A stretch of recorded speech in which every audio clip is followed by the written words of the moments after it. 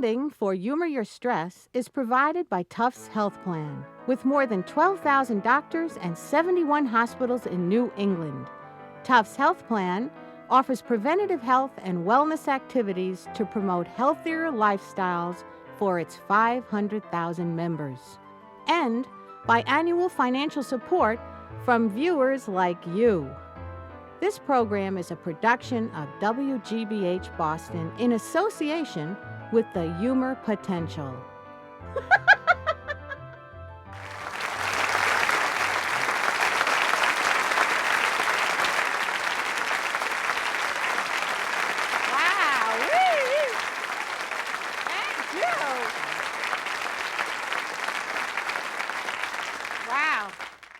Thank you.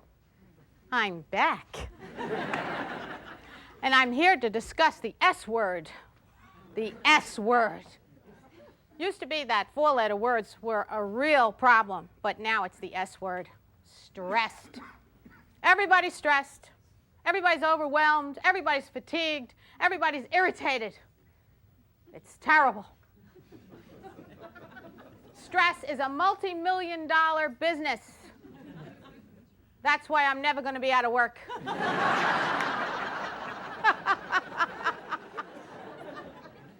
Now, if you don't believe me, I just want you to think of the morning commute. The morning commute. Have you noticed how some people drive? Now, some people, they have their heads about them. They sort of drive in a happy fashion. La, la, la, la, la, la, la, la. When I get there, I'll get there. No problemo. These people want to live. Then we have people who want to get there, but they want to, say something about it. So every few minutes, they go, darn it. We'll get there.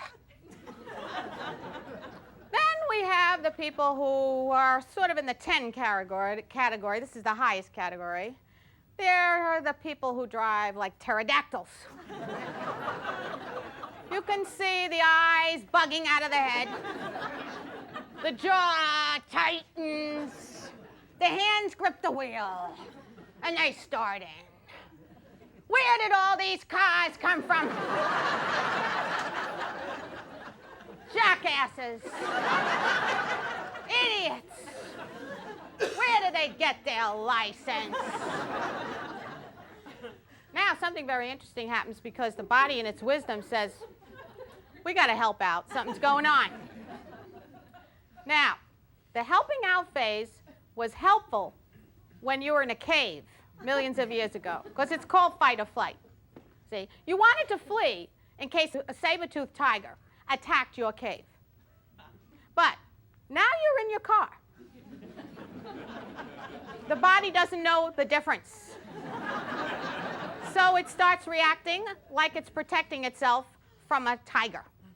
So your eyes get narrow so you can see farther. Your hearing becomes more acute so you can hear in case the animal leaves its vehicle and attacks yours. Your hands get clammy as blood flow rushes to the extremity so you can fight or flee. And your diaphragm and anus lock.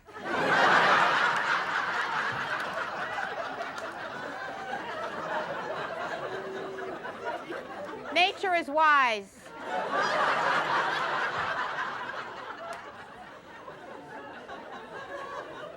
You reach for a spear in your back seat. In front of you is a 78-year-old woman in a Buick. She's taking it slowly because she figures, hey, I want to live. She knows that's all she's got left. She's going for it. She doesn't know this maniac's behind her, squeezing with the spear.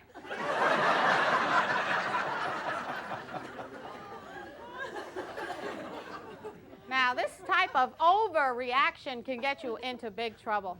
And really, at the essence of a lot of stress is overreaction. Now, do I want to leave myself out of this?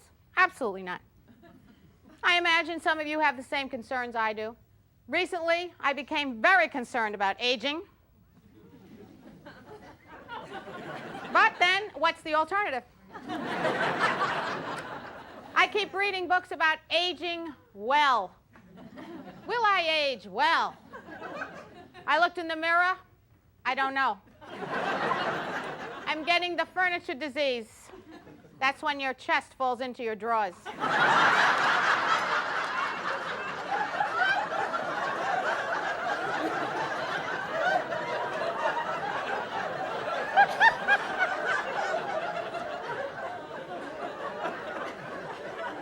It's not easy. I took a bath last week, and I couldn't find the soap. And I don't want you to think I don't take a bath every day, but that's about all I could remember right now.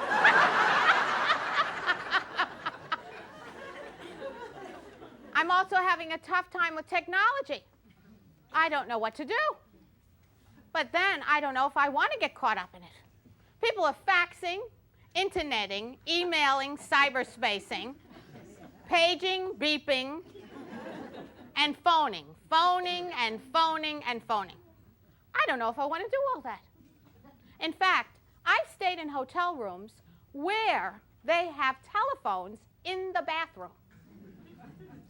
People are making deals on the John. Now, this is the bottom line.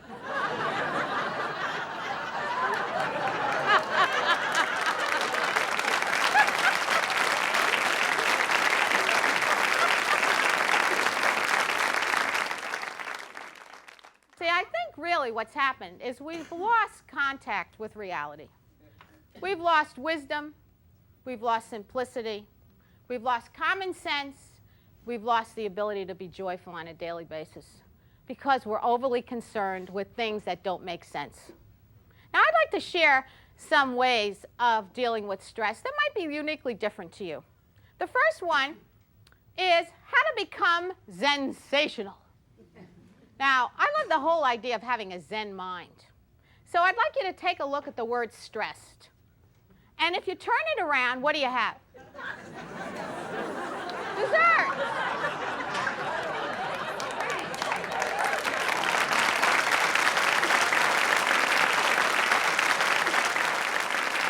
Isn't that fun? Now see, if you have a Zen mind, you actually believe that whether something is painful or not, you are able to discover some way to gain resiliency from that opportunity. See, the Zen mind sees pleasure and displeasure as two sides of the same coin. The Western mind is constantly waiting for displeasure to subside so they can be happy. I gained weight, I can't be happy till I lose it. I married you, I can't be happy till you leave. When you leave and I marry someone else, I'll be happy. When the children leave, I will be so happy. But see, they never leave. The best you can get is if they marry people they deserve.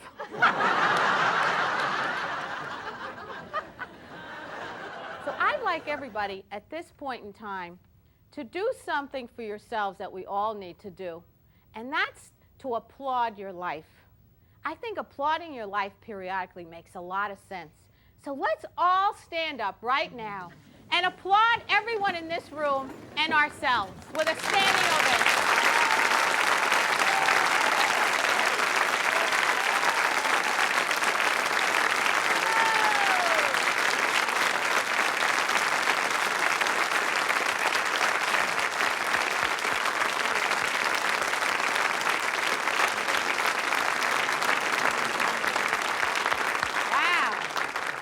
You did a good job. Now, how can that work into your life? Well, think of some of the things that go on a daily basis. Why not ask for a standing ovation once in a while? When you go into work?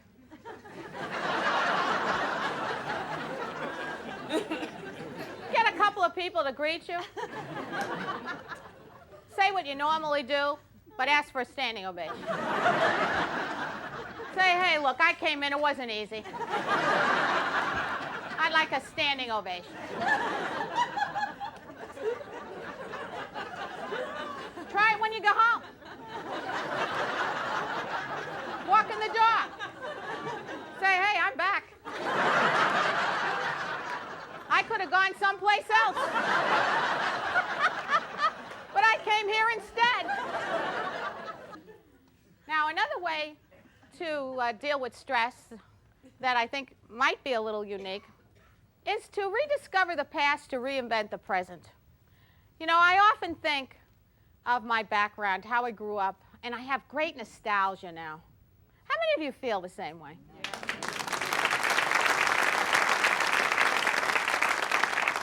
And so I thought I'd share with you some of my background. I was born in Brooklyn. Hey. To a big Italian family, actually.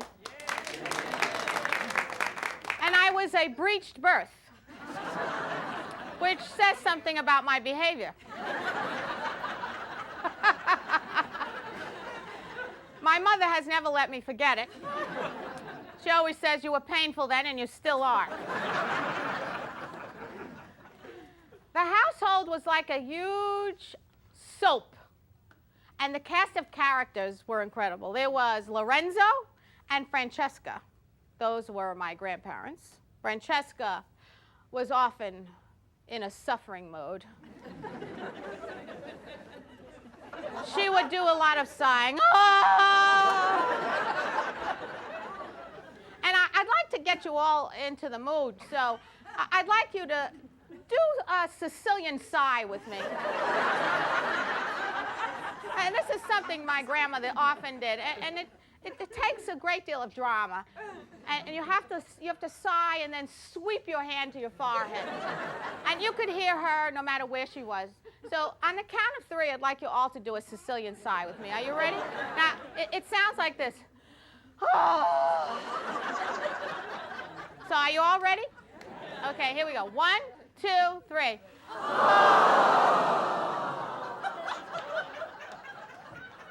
That was excellent. And you know, sighing is something that really relieves stress. Then there was Lorenzo. Lorenzo was my grandfather, and he was the optimist. He was eternally happy. But Francesca wouldn't allow much happiness. So anytime he was enjoying himself, she would say something so that he would have to stop. But he didn't listen very often, and when she was chattering away, he would just do this.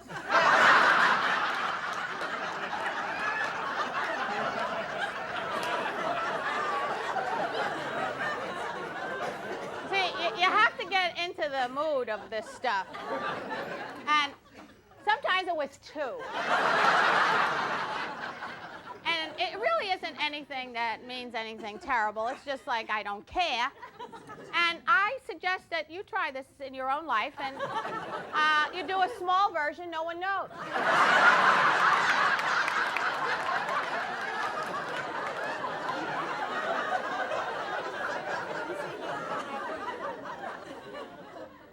In this wonderful family atmosphere, there was a tremendous amount of action. People going in and out, but they were always doing something. They were yelling, basta, basta. And they were cooking, and they were hugging. It's always hugging and yelling and cooking. Not in that order, but in a different order.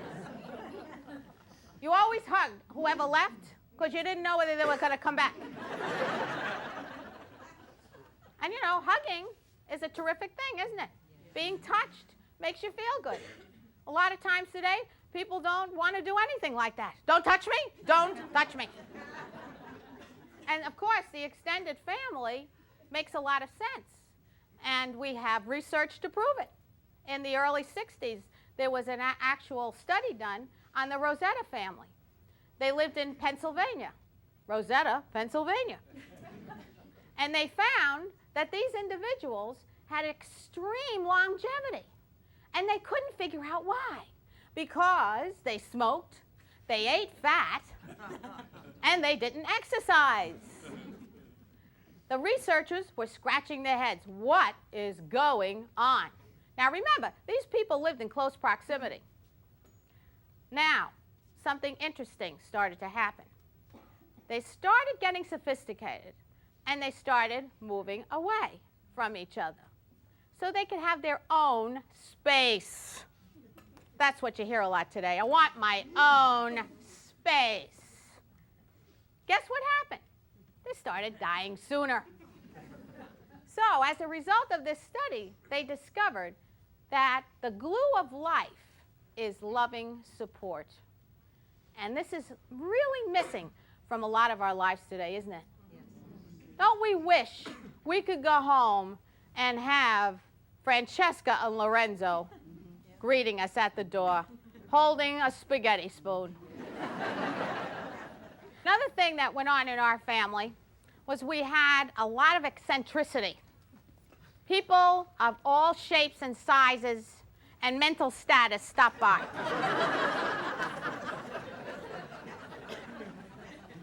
They were bizarre, they were weird, there were all kinds of things going on. I remember a woman coming to our house who used to wear black, total, head to foot, with a big umbrella. She insisted that Fiorella LaGuardia killed her husband.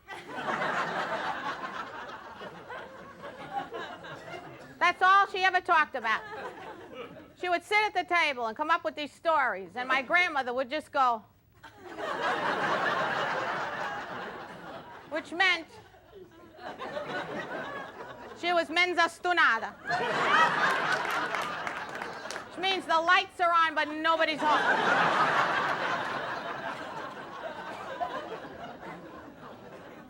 See, now they put people like that away. But they used to stay with us.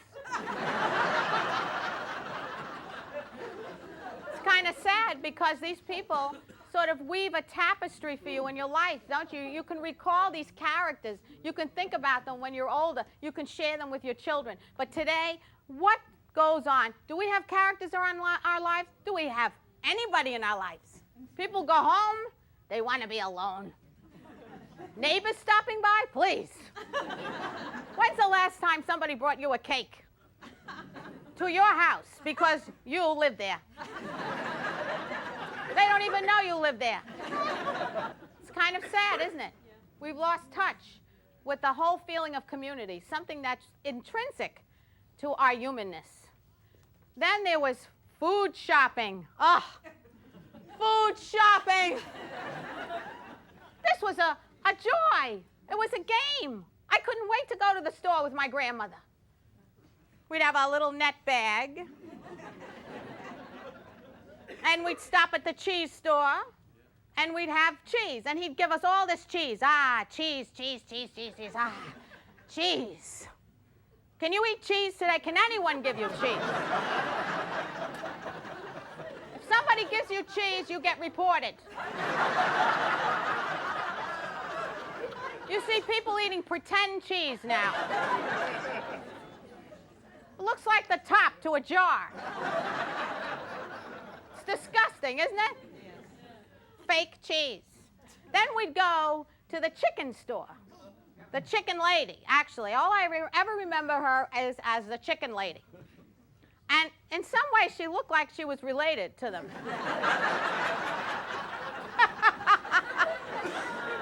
She would wear these crazy outfits, and she always was running after them, calling them names. And my grandmother made certain that she fondled the chicken she bought. She wanted to touch it, see if it had meat on it, when it looked alive. She looked in its eyes. She wouldn't take it home unless they had met each other. She had intimate understanding of her chicken. You don't know your food today.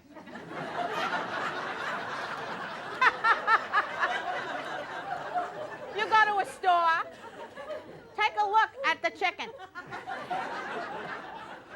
There it is, a corpse,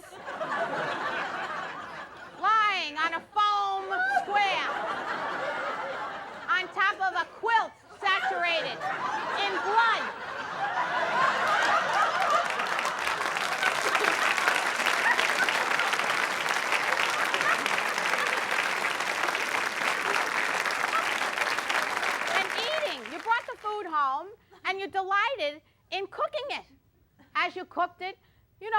about it. Look at this. Look at this. Doesn't this look good? Then, as we ate it, we discussed more. How we were going to buy more food. So you ate and you plan to eat. You can't eat and enjoy your food today. There's always some terrorist at the table.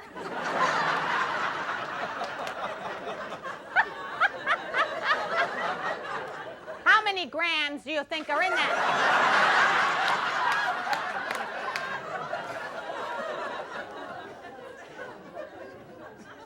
You're going to be sorry.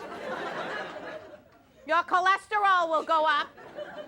Lots of luck. You're going to die anyway.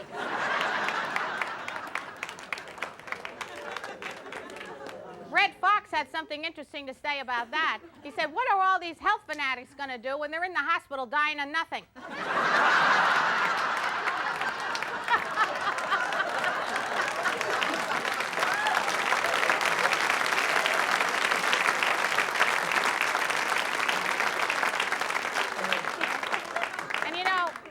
It's all well and good that we've learned all these wonderful things and that we have become aware of what things do to us. But we also need to enjoy our food. It's a pleasure, isn't it? Yes. It's a pleasure. And having pleasure actually affects your immune system. It makes it feel better. It says, good, let's live longer. This feels good. You know, eating low-fat food while you're pissed off is not good.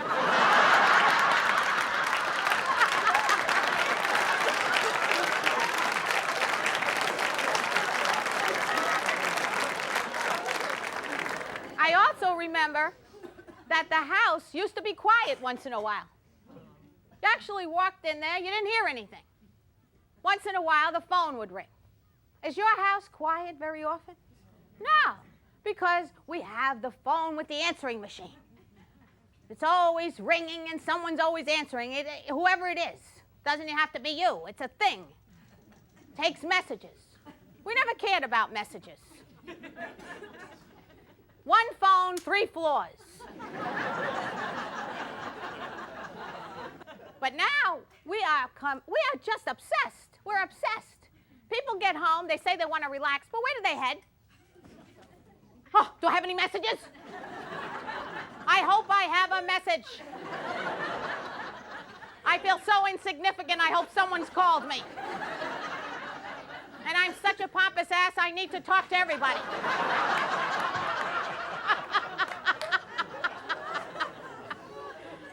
That's really what it's about. I think we feel insignificant in this society. Because we don't interact on a human level with real people, we hope to God someone's called us so we can talk to somebody who thinks we're alive.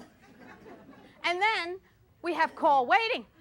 Oh, God, we have to have that.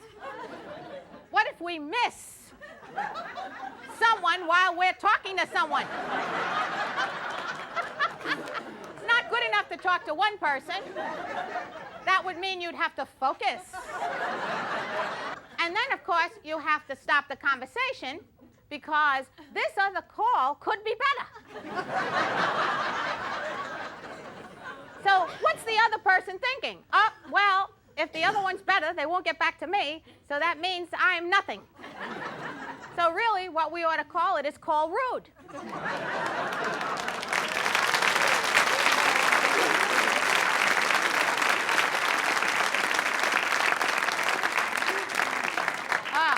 This is one of my favorites. Kids were kids. I was the kid. I was very much loved. I was the focus of a lot of attention, but I was not the center of the universe. I don't know what's happening, folks, but little kids are getting bad messages. A lot of them think they should have attention 24 hours a day. In our quest to give kids good self-esteem, we're losing our own. Everything today is about choices. I hope they have some choices. I need choices. These children need choices. I want to give them as many choices as possible because I don't want them to feel threatened. Now, I just want to give you an example. I have a friend who has 3 or 4 kids, I think. Stayed over a couple of times. I thought I was going to kill myself. Starts with breakfast with the choices. All right? The kids are little, 2, 4, 7, and 10. She starts with the 2-year-old. Honey, we have Frosted Flakes, Oat Squares, Cheerios, Frosted Loops, and Captain Kangaroo Squares. I can put a kiwi on top, a pineapple, a banana, a mango, or an apple. I can cut it in 4s, quarters, halves, or 8s. I can put it on a paper plate or a china plate. You can eat it upstairs, downstairs, or outside in the yard. How's that, honey? Now remember, she's talking to a 2-year-old. Meanwhile, the other 3 are going crazy because nobody's paying attention to them. So they start doing sort of a woodpecker drill. We want breakfast, we want breakfast, we want breakfast, we want breakfast, we want breakfast, we want breakfast. Now finally, the 2-year-old has made a decision. Looks at the mother. I'll take a marshmallow. Oh, honey. Then the guilt trip starts. She doesn't have the marshmallows. The gift that keeps on giving. Honey, I'm sorry, I don't have marshmallows, but I'll be happy to go out and get some for you. Will that make you happy? I don't want you to be sad. What are we doing? How many choices can these kids have? When I was growing up, this is what I got. My mother would wake up, I would wake up, I'd sit down, she'd say, I got oatmeal.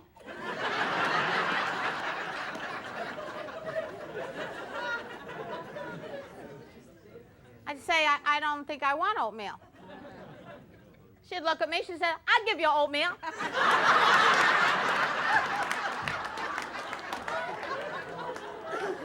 And how about toys? I can remember my toys. How many of you remember the toys you had when you were a kid? Can kids today remember toys? No, I don't think so. My grandmother used to give me a piece of bread. She'd say, roll it.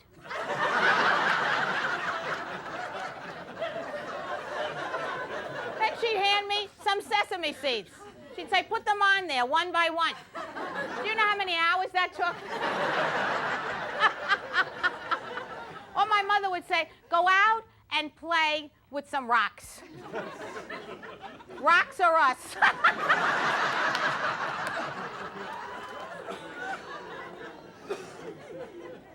One of the things that I really think about is relationships. Oh my God, what's happened to that whole thing? Today, you cannot stay together without reading men who can't talk to women who won't listen. Women who marry men who said what they had to say but won't say it again.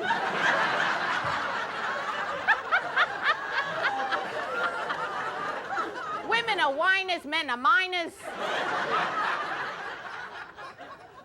And you have to go at great lengths to get people to understand what you've said. So you have to extrapolate the information from the book, and you hope that you say it right so that they will hear it. So when you ask for something, you have to go through this incredible dialogue. Did you hear what I said the way I said it? Or would you like me to say it the way you need to hear it? Or should I repeat it the way you feel? If you don't feel right, should I wait till you feel better? When do you think we can get together so we'll both hear it? I remember my grandparents having a little conflict. They have a couple of words, and then one of them would say, shut up!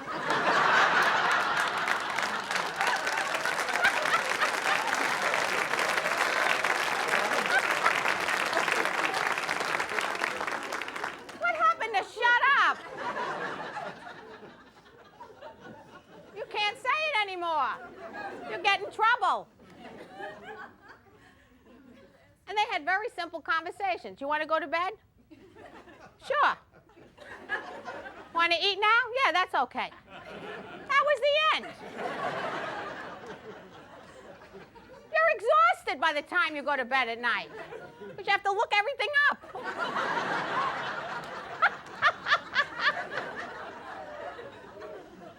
And how about sex? Oh, this is a whole thing. I haven't read a magazine lately that doesn't talk about how to do it, where to do it, how many times to do it. If you did it, you didn't do it right. You should have done it over here. You should have done it over there. I don't think my grandmother knew she did it.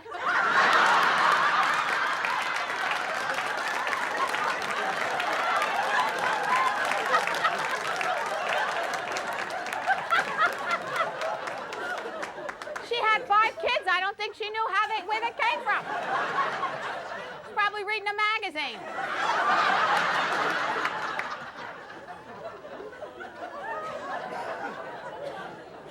Now you have to learn how to talk about that too, so you can coach the other person.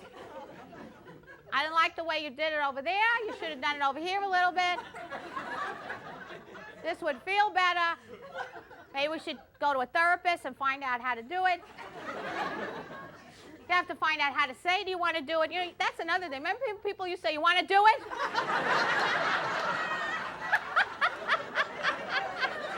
That's not romantic anymore. It's got to be a whole thing around it. And you know, I've read all these books, and there's a lot of merit to any of these things, let's face it. But there's also an absurdity to it, isn't there? An absurdity, because we've gone over the edge. We don't take anything at face value anymore. And you know, I in the beginning, when I read some of these, I thought, I'm going to try this. So one night, I said to my husband, this is not what I need.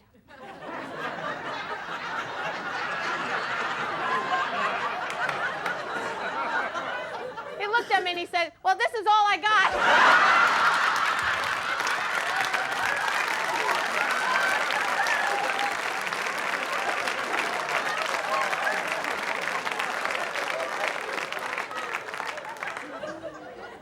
Music. Music was, it lifted the spirits. I remember I was quite fortunate. I lived in a home filled with classical music. It was incredible. Every day, Gridi Pagliaccio. My grandfather knew all the operas and show tunes. I was given all kinds of access to musicals and show tunes. I mean, I was singing in the rain. I was tap dancing. I was just a ball of fun. I mean, I was my own entertainment center. Today, we don't have a lot of these things wafting through the house, do we? No. People listen to music now that I'm sure has been recorded in the depths of hell. No wonder people are like this.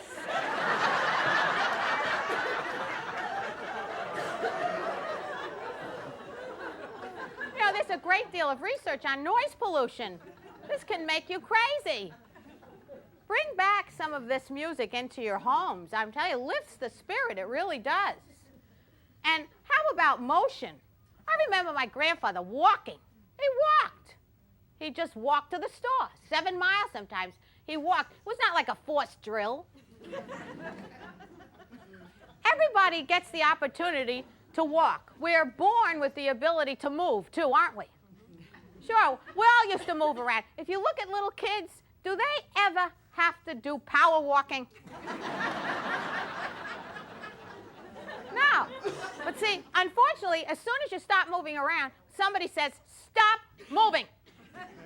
You see me moving? I'm not moving. I don't move much at all. That's why I go to a health club and have my leg lifted.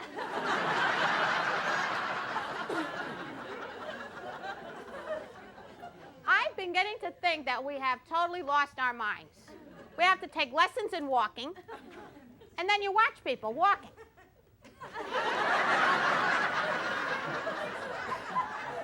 Or they're running. My husband said the next time he sees somebody running that's happy, he'll run after them.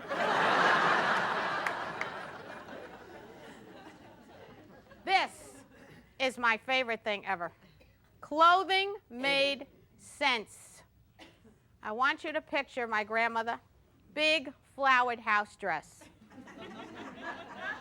Lots of room. Everything felt comfortable. Her bra, sturdy, strong. The straps could have held up the Brooklyn Bridge.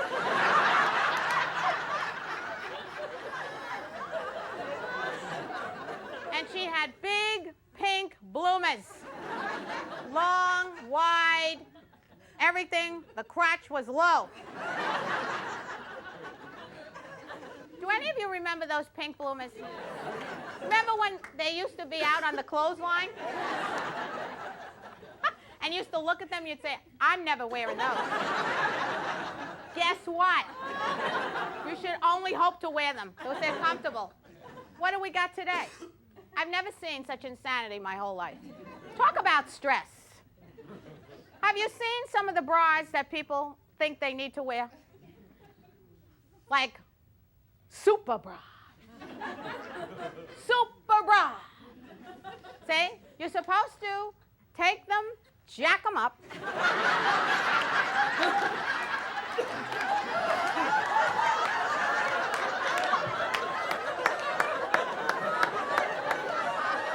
Now they're not what they used to be. They're a shelf. This is now a shelf. You have a glass, you put it on top. Then you go out and you buy underwear. But the underwear is very small, very, very small. I want to know who fits in this underwear. In fact, some of it is so small, it's just a strap. It's called a thong. Now, I want to know why you spend good money to put something someplace that you spent years taking something out of.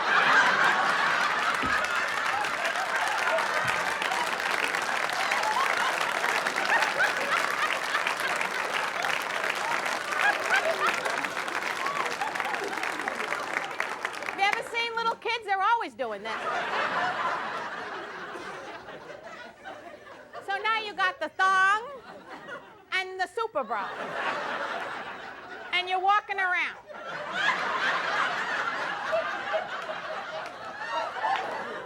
Is this comfortable? But you know what people say? Well, it's women who are wearing most of this, right? Oh, it's sexy. It's sexy. But do you see men wearing these things? How many men do you know who wear thongs? They don't wear thongs. They wear jockey shorts that are nice and cozy. Or they wear boxer shorts, which let things swing.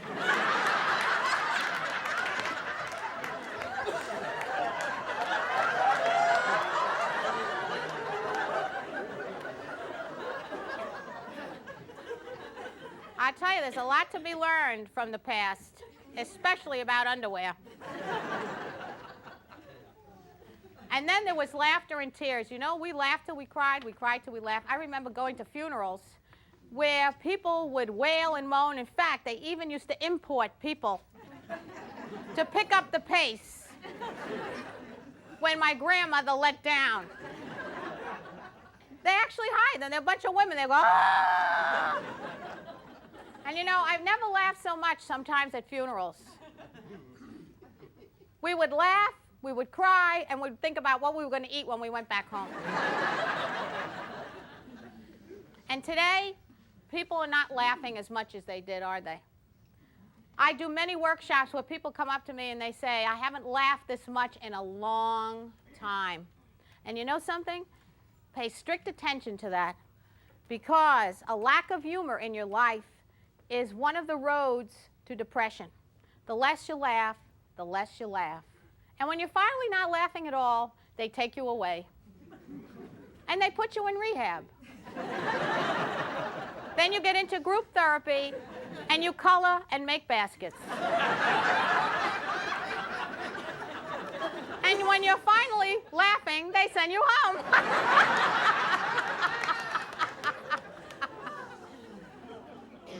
So I think some of these lessons could well help us in the future. What do you think? Yeah. If we paid attention.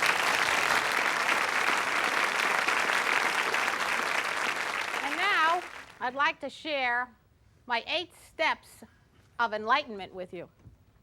That's kind of my third way to get you, perhaps, to relieve stress. And some of them are quirky. Some of them are serious. Some of them just have a lot of common sense. The first one is lighten up. Let's lighten up. I mean, what's all the serious behavior about? What, is everything serious? A wet towel on the bed is not the same as a mugging.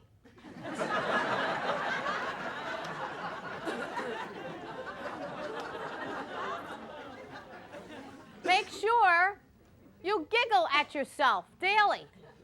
Discover that you're the joke.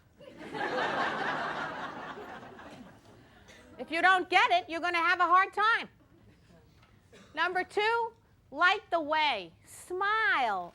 Smile often.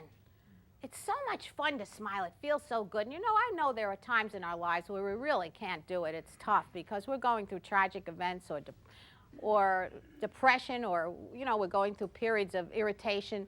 But, you know, even if you fake it till you make it periodically, you get the same benefits.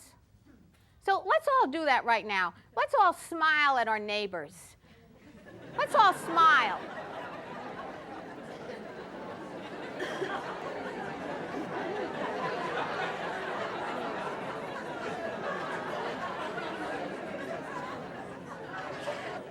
Why not wake up tomorrow morning with a smile on your face? Wouldn't that be an interesting difference? One of my favorite meditations is the smiling meditation by Thich Nhat Hanh, who is a Vietnamese monk who writes a great deal of books on being peaceful. And you know, what he's saying is that really when we feel peaceful, we smile often, don't we? And Victor Borger often says that the shortest distance between two people is a smile. Number 3, step lightly. Get zippy. Put some zip in your step. Put a little zip here and there. Wouldn't that be different?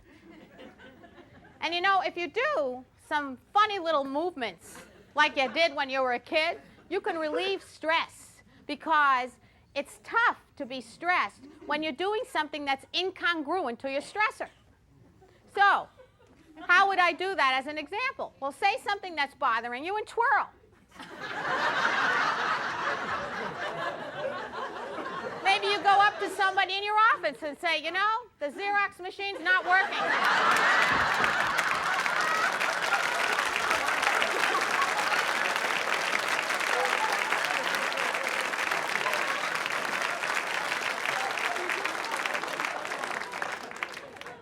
Try it at home. Wouldn't it be a little different at home? Just go up to whoever you're living with and say, you know, I can't take much more.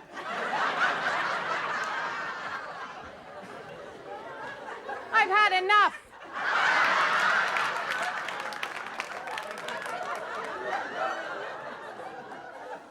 Do a little something that's weird once in a while with body motion. Go out of your bedroom backwards.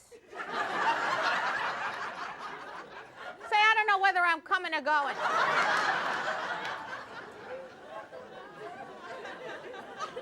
And you know, there isn't a place I don't go to that I don't hear about difficult people, and I know they exist, but let's not validate their existence daily. The next time you're talking to someone you perceive as difficult, remember, the more power you give them, the more easily you become manipulated. Stand on one leg when you're talking to them.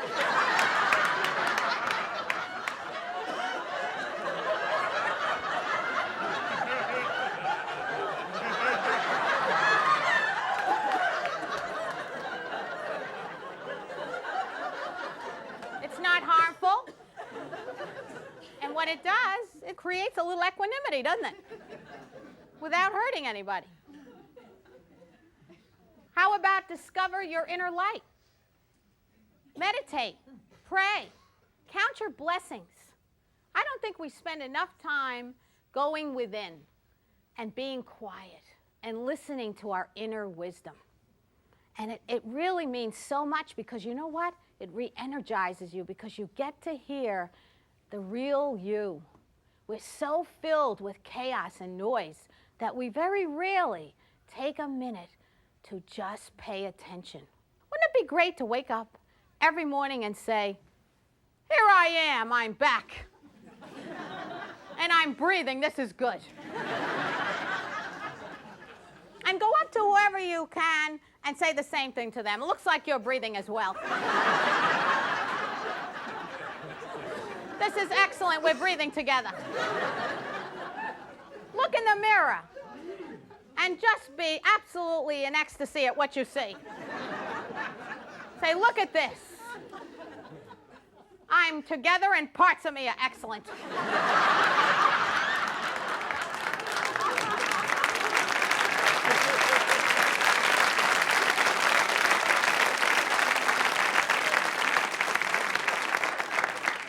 And don't forget to find the bless in the mess.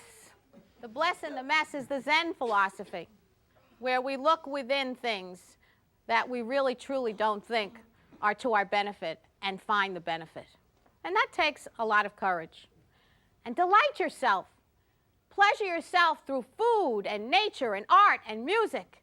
Make sure you go out every day and see the total universe. You know, many of us are living in a very small universe. We go to work in the dark. We get up in the dark. We might as well be bats. Just hang yourself up at night. You'll be all set. Transform the way you look at the universe by going outside. And surround yourself with art whenever you can. Or go to a museum and see the great masters. I think a lot of us have let that go. And how about music? I discussed music a little bit, but I'm talking about the music that's within all of you. How about singing out loud periodically? Wouldn't that be a fun thing to do? I try this whenever I can, especially not to get stressed when I go into a store and no one shows up. I just go in and I go, oh! 2 or 3 people run right over.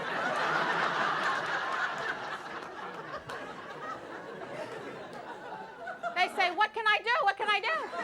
I say, nothing, you did it, you're here. See, why get stressed if you don't have to? And lighten your load. Why don't we give up doing everything? There are people, I bet, sitting here who are always doing everything. I'll do it. I'll do it. I'll do it. No problem. I'll do it. I need to do it. Because I am the universal poobah of everything. And you know, if you think about it, if you don't allow other people to do things, you are really creating a selfish universe, because allow people to give you the gift of doing. It's really very important. It helps all of us grow. And call in well once in a while. We spend more time being dysfunctional around illness, don't we? Sick days. Well, all right, you may need them. But why don't we have well days as well? Why don't we call in well? Call in someday and say, I'm so well, I'm not coming in.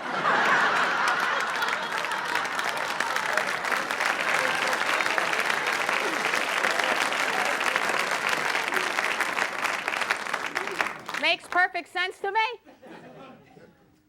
And how about speak lightly? You know, when you speak lightly, you come up with different ways of saying things instead of, okay, not bad, it's all right, it's a good day. Why not once in a while say, I've superseded my wildest expectations? I feel almost ecstatic within myself. I can't even take it. Why aren't we yelling whoopee once in a while? Kids do it. They don't even think twice about it. And I think adults ought to do it more often. So I'm going to encourage all of you to do this, and I'd like you to participate right now. On the count of 3, I want you to all yell whoopee. And I want you to belt it out and not be concerned about who's watching you. Because they really don't care. Because they think you're watching them. So here we go. Are you ready? Okay, on the count of 3. 1, 2, 3. Whee! Oh, it's so wonderful. Another word I love is whee! That really takes you right up, doesn't it? Whee! And you know, I really think this would be very useful in traffic. The next time somebody cuts you off, you go, whee! Go for it. So let's all try it together. You ready? Here we go. 1, 2, 3. Whee! And my favorite is ta-da. Kids are always ta-daing. Have you ever noticed that? They need no encouragement. They walk right up to you. Ta-da! But you know, we can't ta-da because we have too much to do. And you can't ta-do if you don't ta-da. Now, in order to ta-da, you really have to give it everything you got. So you have to stand up, everybody. Okay? Now, I want you to think of a ta-da as a spiritual thing as well. It's like opening the heart, extending the arms, lifting the spirit. Now, I don't want you to hurt anybody. So give it all you got. Are you ready? We're ta-daing for life. Here we go. 1, 2, 3.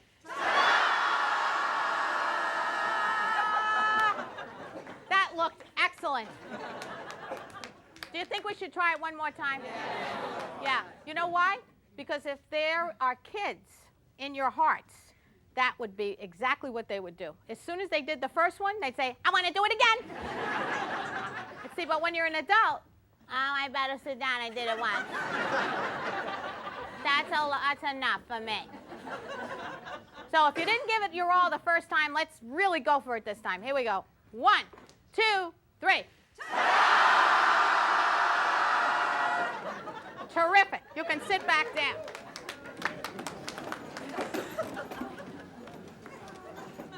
Now, last but not least, become a beacon of light. You know, one of the missions I have in my life is to really make a difference when it comes to spreading joy.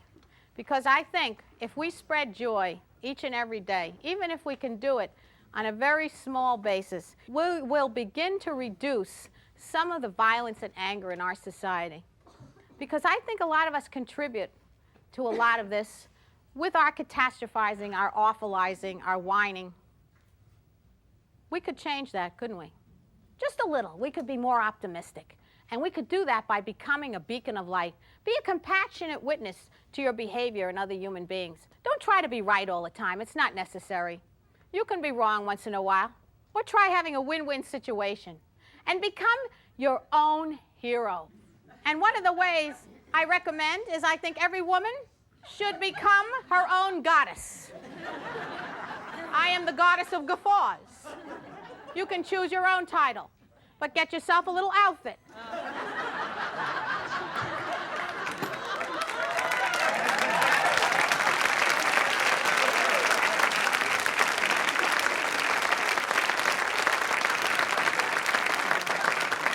And have fun with yourself. Wouldn't it be fun to walk in the door and say, I'm home. Don't bother with dinner, I ate already. I'm going up to my room. I'll call you when I need you. See, I really think a little psychodrama could go a long way, especially if it's done when you're all there.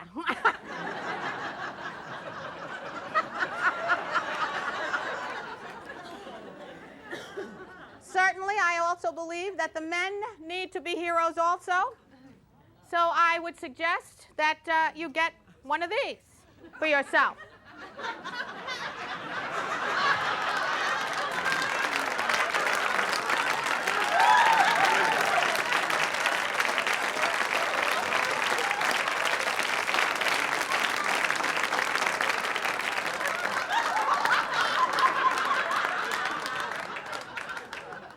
You too can walk in the door at night and say, my darling, I have slain the dragon. I am here for you. Don't worry. I will take you to yonder land where we will be happily ever after. And don't we all wish this would happen once in a while? So you don't have to read books. You can be your own book. And last but not least, I think this is one of the most fun ways to be a beacon of light, and very simple, with a clown nose. Clowns are awesome. And they do such good things for people. You know, they actually can help heal. So you can be a beacon of light with this nose.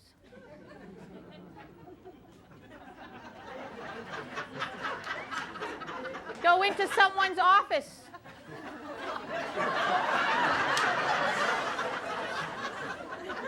And if you'd like to complain, do it with the nose on. Just say, I'm here, nosing around. Thought I'd see what's going on. Try it at home. Have a humor night. Have a humor dinner. Everybody sit around with your nose on. Just see what happens. The exchanges will be dramatically different.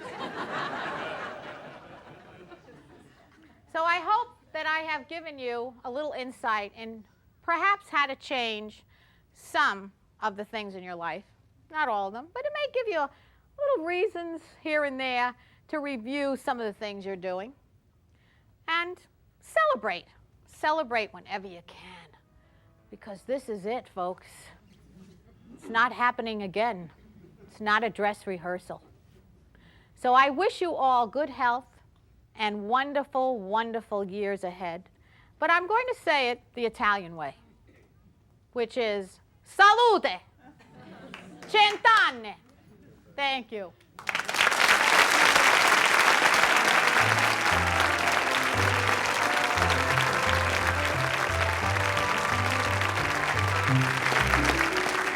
Oh my God, there's been a dramatic difference. Oh, wow.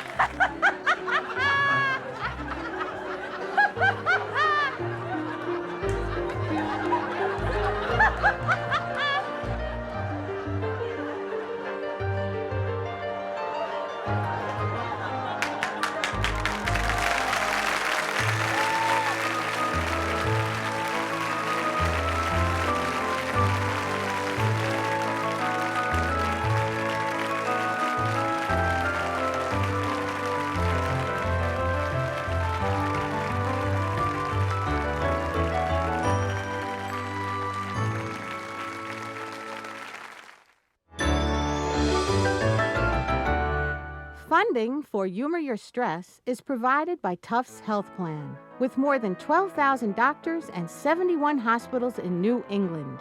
Tufts Health Plan offers preventative health and wellness activities to promote healthier lifestyles for its 500,000 members. And by annual financial support from viewers like you. This program is a production of WGBH Boston in association with the Humor Potential.